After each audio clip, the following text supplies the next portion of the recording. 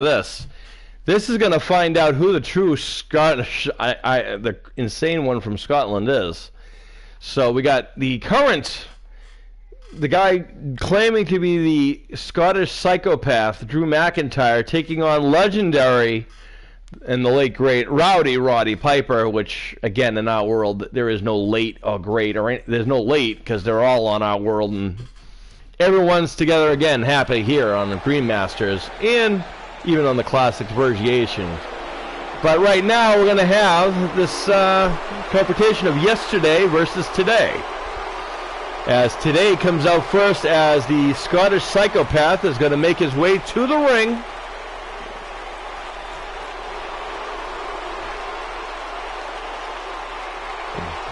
We're waiting for him to get to the ring, and there he is.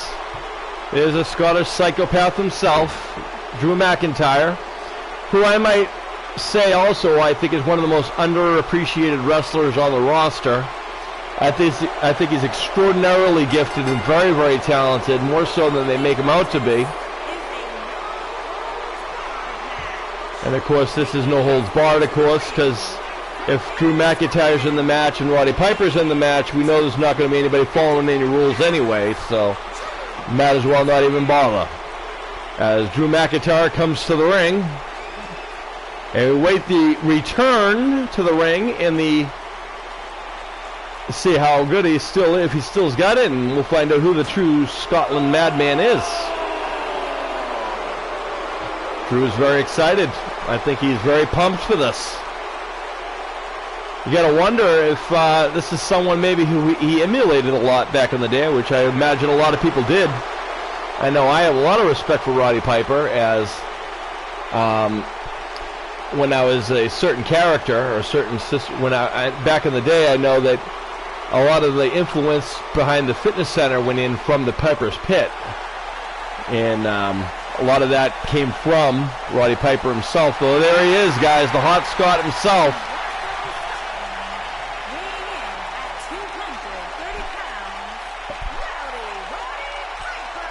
All right, folks, get ready. The Rowdy one making his way to the ring. Oh, yeah, he's ready. And, of course, Drew McIntyre doesn't care about the legacy of Roddy Piper. If he's the true insane one, he's not going to take it easy on him. As Piper makes his way into the ring. Those guys who grew up in the 80s watching Piper, and then even in the early 90s watching Piper in his prime, will remember that he wore the Scottish kilt, very proud of his Scottish heritage. Played the bagpipes here and there. Very coolness. There was Roddy Piper. He was one of back in then that his finisher maneuver was the sleeper hold, which was something that nowadays has gone to the wayside a little bit, which is sad. But Piper wore this kilt to the wing, which I can still hear legendary late great Bobby the Brain Heenan calling it a skirt now. And then Piper, of course, giving it right back to him, or the late great Gorilla Monsoon telling Heenan, "Will you just stop?" As Drew McIntyre is the one who starts off being offensive here by kicking at the knee of Roddy Piper, which is probably a smart idea, as Piper has a history of the hip injuries and knee injuries and everything else. But don't kite Piper out quite yet, because he's a very strong, tough guy, and Drew McIntyre could care less at this point, as he's attacking the legend himself. I think really when you think about Scottish wrestlers, I think it would be criminal not to include Roddy Piper in that. And the other mistake about Piper is if you hit him one too many times, he's going to catch on eventually. As Drew McIntyre just found out right there with a dragon leg screw, and now he sends him to the corner.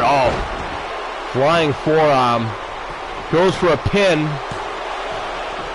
Not even a 1 count, folks. That was a 1 count only.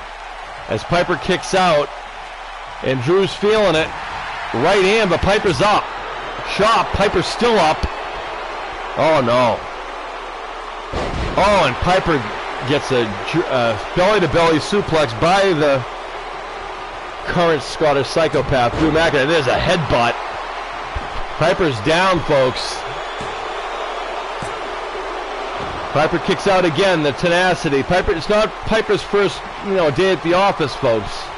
It's not like he's haven't had a headbutt or several other of these things done to him.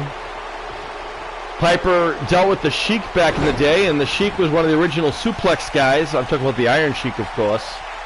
If it wasn't for the Iron Sheik, a lot of suplex guys wouldn't even have that as an arsenal move.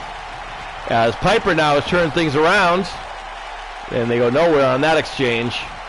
But you know what? Oh, and there's the low blow by Piper. This is, again, there's no holds barred, folks.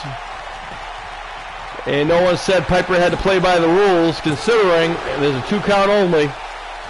And Piper himself would say, just when you think you've got the rules, he's the one that breaks them. So here we go. Shot across the back as Drew McIntyre takes it to Piper. Uh-oh. And Piper sent to the outside of the Dream Matches arena. And now comes Drew. Nice puncher right there. Now that's something I can tell you that Piper never did. I don't think I've ever seen him jump over the top rope, Roddy Piper. But that does not mean that Roddy Piper couldn't, because he's still crazy. As Drew McIntyre is taking it to Roddy Piper. Nice knife-edge chop, but Piper's on his feet and turns things around right quick, and there's a left hand right there, and Piper does have some boxing experience. Oh, no. And Drew takes down Roddy Piper. Definitely the difference of the eras are going to play a factor here, as a lot of moves that Drew McIntyre will do are kind of current-day things that they didn't do back in the 80s, just because Piper had to deal with Hogan, and Hogan could barely do you were lucky to get an arm drag out of Hogan. McIntyre can switch things up quite a bit, which is what we're seeing right here. And oh, there's a kick to the head of Roddy Piper, and here comes McIntyre in, goes for the pin, and that's going to do it, folks.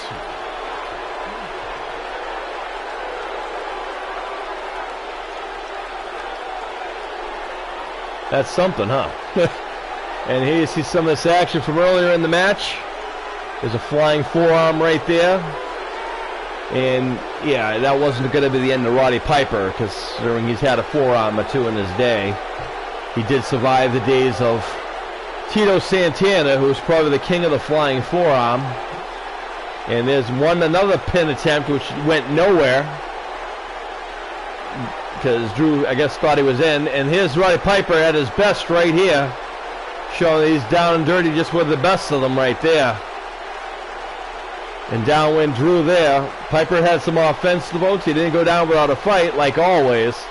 Piper showed the tenacity that he is, but I think in the end, a lot of the new age stuff that Drew was doing was things that Piper wasn't planned for. Hogan never did a suicide flip over the top rope, that's for sure, because he'd probably kill himself. But anyway, Drew McIntyre in the ring. And this is the end of it right here. It was that kick to the side of the head, I think, that put an end to Roddy Piper right there. And speaking of Hogan, folks, yeah, I know. But it wouldn't be, wouldn't be anything without having Hogan, so I guess we kind of have to have Hogan. But the question will be is, who will take on Hogan? I think a lot of people I think there's a lot of matches people would like to see Hogan to go up against, because here on Dream Masters, it's not fixed here, folks. We're not here to push Hogan or anybody else. We're doing it right down the middle, even though it's clear that I'm not a Hogan fan, but that doesn't mean I don't have respect, and that doesn't mean I don't want to see some matches. So here we go, folks. Stick around as we have some more Dream Masters Classic action coming your way.